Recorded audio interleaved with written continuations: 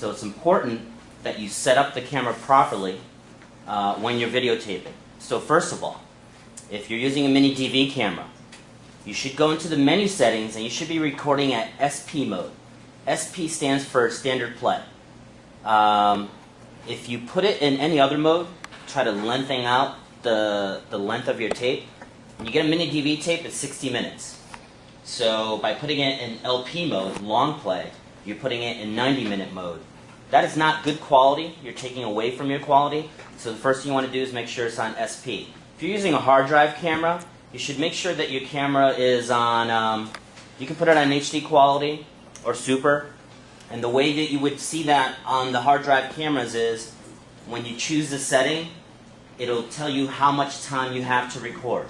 So if you put it, so when you have it on the highest setting, you'll have the least recording amount time possible. But that still amounts to about an hour and a half of footage on the hard drive cameras per se. Even an hour is fine. You should be using the highest quality. So on this particular camera, I got to find the menu function. And I start by pressing menu, go down to menu, and are you getting this? Mm-hmm. Okay.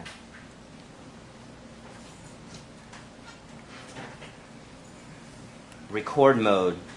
The record mode for this camera is set up at SP, but as I said, the person that was shooting on this camera had stuff at LP, and the way I was able to tell that is I simply hit play to review the footage, and it showed me the tape speed of LP. So that's not good, and that's how you would get bars on the camera, because especially when it's mixed, when you have some SP stuff and some LP stuff. So it should be high quality across the board. So right now this camera is set at SP. TV type, meaning the size that you're going to be recording. If you have a mini DV camera, you should put it at 4:3 aspect ratio, because these mini DV cameras don't really have the 16:9 widescreen. It does offer it, but it's not a real 16:9 aspect ratio. It's faked, so you don't have quite the quality there for 16:9. So you should put it at 4:3. The hard drive cameras are mostly HD. You can go ahead and put those at 16:9. This is the first semester I'm actually going to be doing that you can record widescreen. We usually use a 4:3 format in here. So let me change this to 4:3 normal TV. Hit return. Now, you should go through the menu settings, especially if you're using a library camera, because some of the people push buttons on there and they don't know what they're pushing. So you should always check it to make sure that the settings are correct. So for this one, the audio mode is 16-bit. Some people put it on 12-bit. I don't know why. So you should be using the highest audio rate possible. Display settings. A lot of people mistake the brightness of a camera for the LCD for the brightness of a picture. It's two different things. For the brightness of a picture, we're going to later on talk about the iris on the camera and using those functions. But the brightness of the LCD does in no way affect the quality of your video. Only what you're seeing in this LCD here. Alright? So you want to make sure that that's at in the middle of the plus-minus sign. So you don't want it way too bright or way too dark.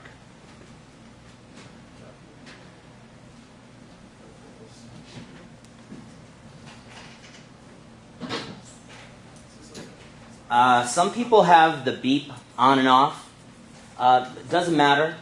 I usually turn it off because I don't like to hear the beeping, and sometimes it gets recorded initially when I record something. And when people hear that beep, they automatically change if you're videotaping them. All right. Another thing I would do is turn off the little red light that shows up when you're recording. So once people see that red light, then they change, and you really don't get what you want to get out of them. So the beep on here is already off. Power save is on. That's okay. In case you forget to turn off the camera, it just turns it off automatically for you. Date and time. You should take the time to set that up because it keeps order of your videotape when you're digitizing. So if you videotape something on Wednesday, it'll let you know that you recorded it Wednesday at 2 o'clock.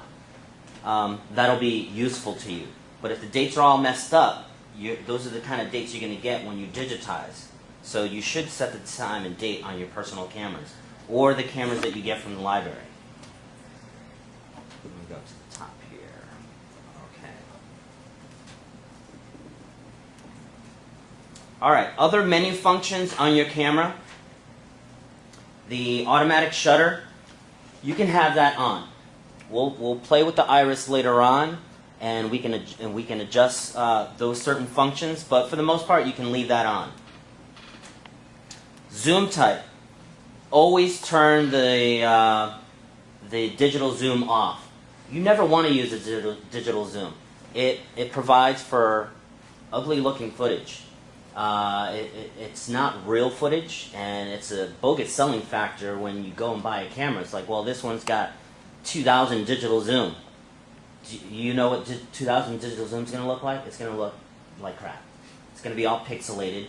It's not like the Hubble telescope where you're actually going to be able to see what it's zooming in on. It's just not. So, put the digital zoom, if there's an off function, turn it off. If not, put it on the lowest one. This one has 37, 41, and 2000 digital. It's all BS. Zoom speed. Yeah. My choices are 800 digital, 80 digital, 40 dynamic, and 35 optical. 35 optical. The lowest setting. Zoom speed talks about how fast the camera zooms in. So, this one's on variable. I guess that would be okay for this particular camera. But I think I would choose speed 1, which is the slowest zoom. So that way you have a lot more control. Depending on your creative abilities and what it is you're going to do for your particular project, if you require a fast zoom for a certain kind of effect you're trying to get across, then go ahead and change that. But for the most part, you want to keep the zoom on slow. Alright, widescreen on as I'm viewing through the LCD. I'll leave that on. But as I said, the aspect ratio is 4:3 still. Self-timer, leave that off. Turn. Okay. So those are all the basic functions. Alright, now I'm ready to record. Alright, let me hit the digital effects button here. And the reason digital effects, I just pressed the button, it's not letting me do that. You should have your digital effects off on your camera.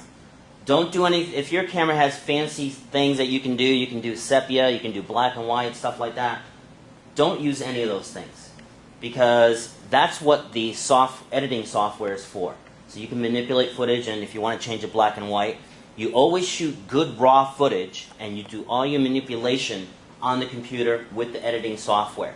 So if you shoot something black and white because you thought you'd be cool and change the button on here so that you can do black and white, later on you decide to do color, there's no way to change that back. But if you shoot good raw footage, then in the software you can change it to sepia. You can change it to black and white. You have a lot of choices available to you. So, as I said, as I press the button on here for digital effects, it didn't work because this camera is set to automatic settings. And the reason I know that is because there's a little green square on the top left-hand corner of the LCD. So when that's set, I can't change any other settings. So, on the side of the camera, where it says Easy and P is for preferences, I put it on P so that I can change preferences on this camera.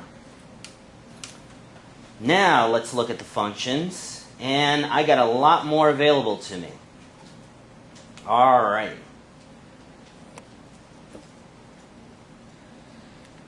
So let's start with the white balance of the camera.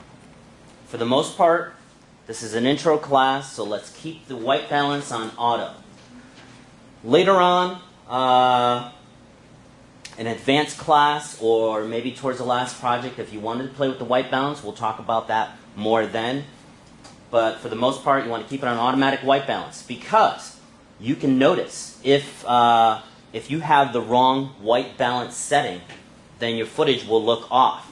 So therefore, if you have it set for these type of fluorescent lightings in here, and you go outside and videotape, now the sun is a different type of color. So your footage is going to come out yellowish. Now, if you set it for outdoor settings, you come inside and you videotape, now your footage is going to come out bluish. That's the way the color sequence is going to work. So leave it on automatic white balance. The camera will figure out whether you're inside or outside and give you the best color for what you're shooting. That's hugely important, so make sure it's on automatic white balance.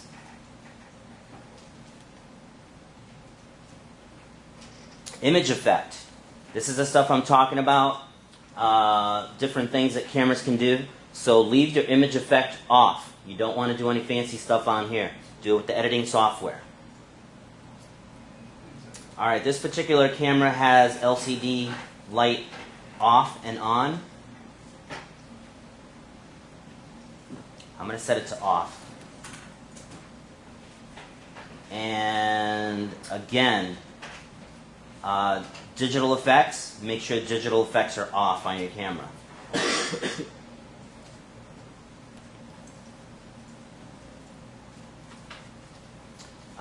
For settings for the camera, there's a lot of settings that you can use. A lot of them say, you know, night shooting, and they do a little icon of a moon or something, or if you're shooting outdoors in the wintertime, they have a little snowman.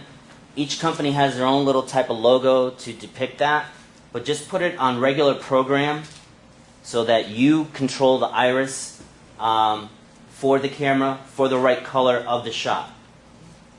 Alright, let's see. Oops.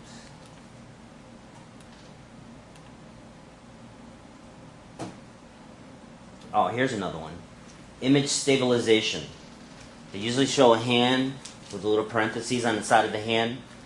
I would turn that on. I've never really seen that function really work.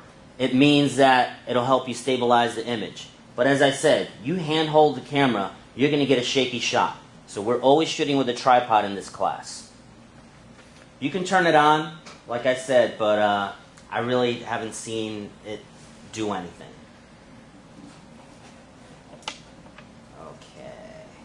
Turn.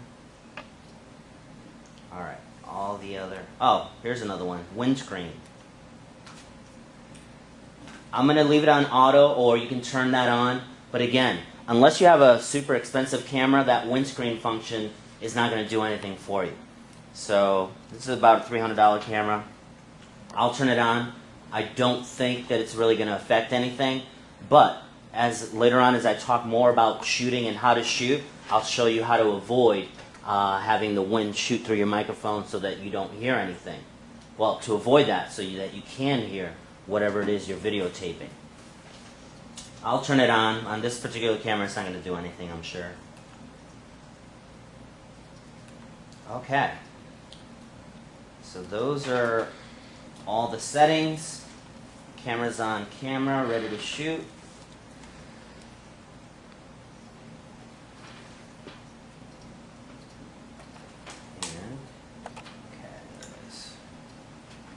Alright, as I look through the LCD, I see that some of the functions are available to me, and it tells me that I'm in SP mode. That's what you should be shooting on. How much time there is left on the tape, my battery, and that it's in pause mode.